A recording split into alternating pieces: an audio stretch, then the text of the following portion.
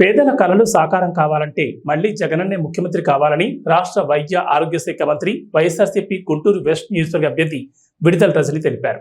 గుంటూరు నగరంలోని 29వ డివిజన్లో మనతో మన రాజీనామా కార్యక్రమంలో ఆమె పాల్గొన్నారు.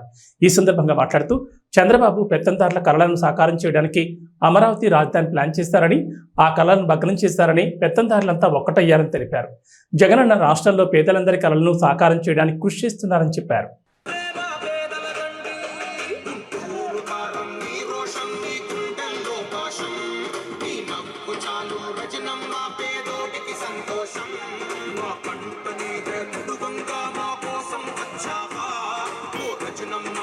తెలుగుదేశం పార్టీకి ఎన్నికల్లోనూ భంగపాటు తప్పదని ఎమ్మెల్యే మద్దాలిగిరి తెలిపారు. గుంటూరు పశ్చిమలో వైసీపీ జెండా ఎగరవైపోతున్నామని స్పష్టం చేశారు. జగనన్న ప్రభుత్వాన్ని ప్రజలు నిండు మనసుతో ఆశీర్వదిస్తున్నారని తెలిపారు. చేసిన మేలును ప్రజలు ఎవరూ మర్చిపోరని చెప్పారు. డివిజన్ పరిధిలోని మహబూబ్ నగర్, శ్రీరామ్ నగర్, వెంకటకృష్ణ తదితర కాలనీలో మంత్రి రజని పర్యటించారు.